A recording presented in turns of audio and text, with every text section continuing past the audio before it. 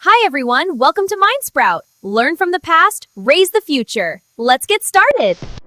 Before YouTube, camcorder muna.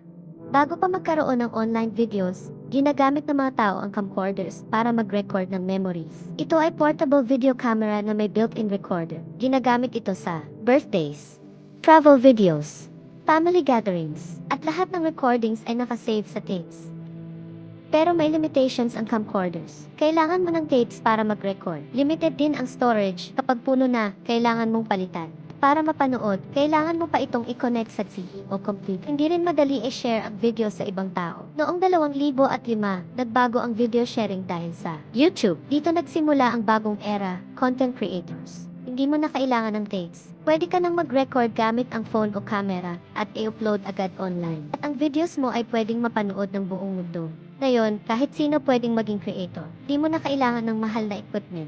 Isang smartphone lang, pwede ka nang mag-record, mag-edit, at mag-upload. From private home videos, naging global content creation na ito.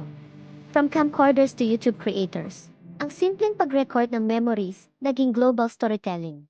If you enjoy vintage modern technology stories, subscribe more episodes about how everyday technology evolved.